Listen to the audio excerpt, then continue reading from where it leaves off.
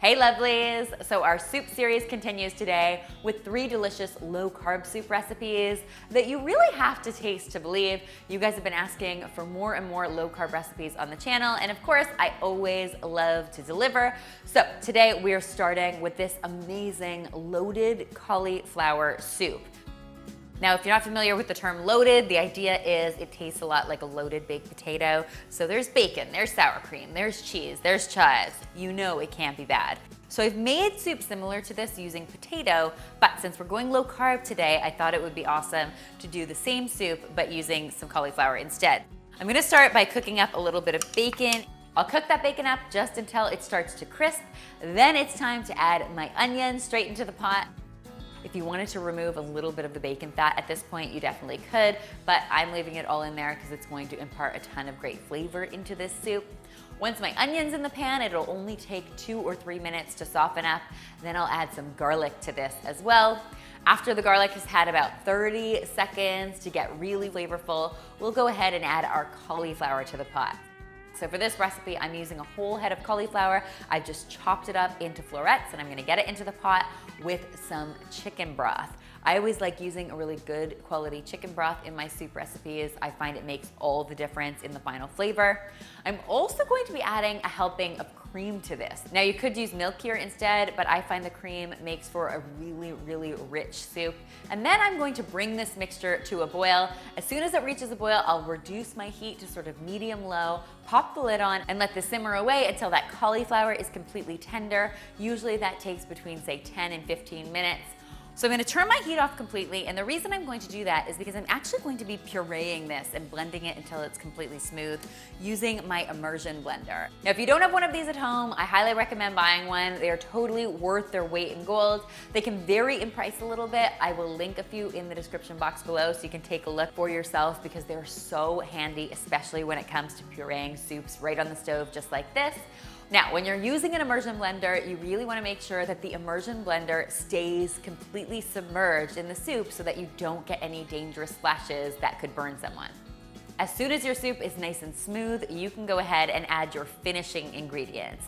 In this case, because we are going for that loaded baked potato flavor, I have got some sour cream headed in here, but I want to make sure to temper my sour cream before adding it back into my pot. If you're not familiar with the concept of tempering, we're basically going to add a little bit of the hot liquid into the cool sour cream to heat it up before we add it into our soup pot. The reason we do that is because adding cold sour cream to our hot soup can cause it to separate, and that is not what we're looking for. We want a really smooth texture.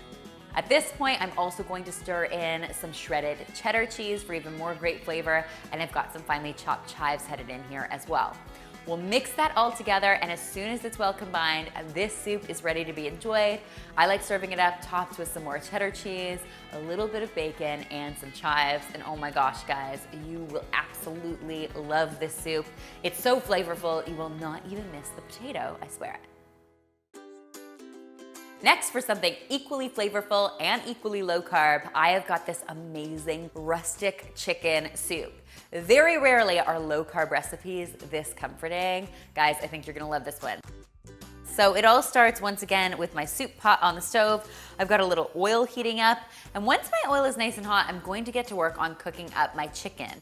So here I'm using some boneless, skinless chicken breast that's just been cut into cubes. You could use thighs here instead. Those will be really flavorful as well. We're just gonna give our chicken a little bit of a head start, so I'll season it up with some salt and pepper and cook it just until it's browned. Then I'm gonna go ahead and add some onion and some celery to my pot. The combination of onion and celery in a soup is just so perfect. And we're just gonna cook that until the onion starts to soften up. You'll see your celery start to turn bright green. And then I'm gonna go ahead and add some garlic in as well. Next, I've got some diced tomatoes headed into my pot, as well as some chicken broth. For flavor in this recipe, we are going to be using a whole lot of lovely herbs. So I've got some rosemary that I finely chopped, a little bit of fresh oregano, as well as some fresh thyme headed into the pot. If you wanted to use dried herbs in this recipe instead of fresh, you definitely could, but you'd want to cut those measurements in half because dried herbs are a lot more potent than their fresh counterparts. I'm also going to be adding a bay leaf to this.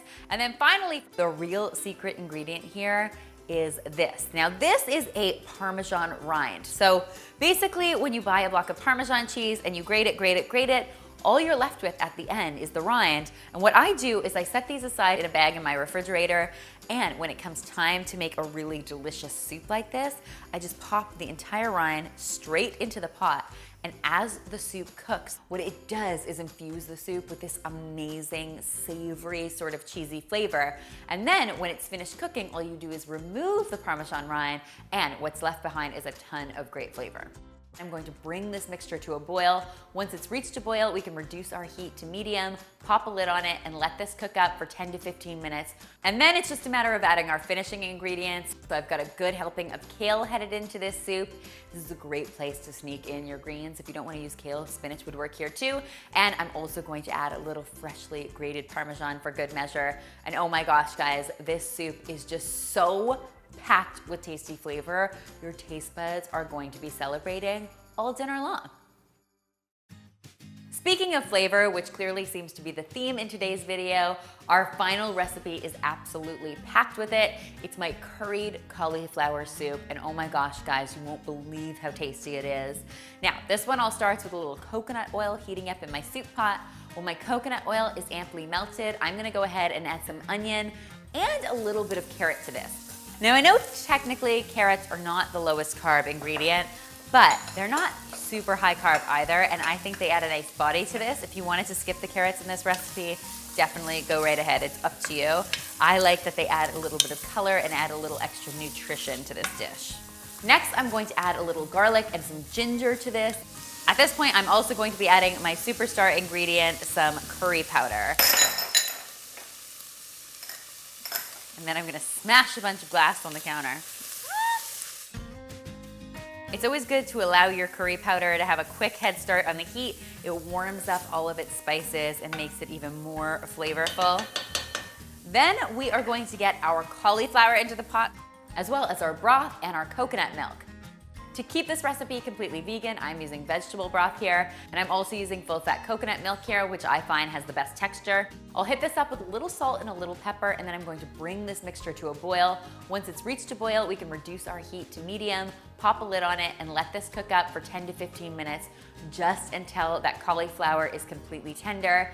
At this point, it's time to turn my heat off completely, give it a puree with our immersion blender, and it is ready to be served up. This could not be more perfect. We have such a beautiful texture here. My last step with this nice velvety soup is just going to be stirring in some freshly chopped cilantro. And it's as simple as that. This is a low-carb vegan soup that you can feel really good about, and it makes excellent leftovers for lunch the next day. Guys, I hope you will give all 3 of these tasty recipes a try. If you do, be sure to tweet me, Instagram me, or Facebook me a photo, because I always love seeing your kitchen creations. Remember, all month long, we are offering a 50% discount over on healthymealplans.com on our 12-week specialty meal plan bundle. I will link the details in the description box below. The promo code is EATWELL. And finally, if you haven't already, be sure to subscribe because there is lots more deliciousness where this came from.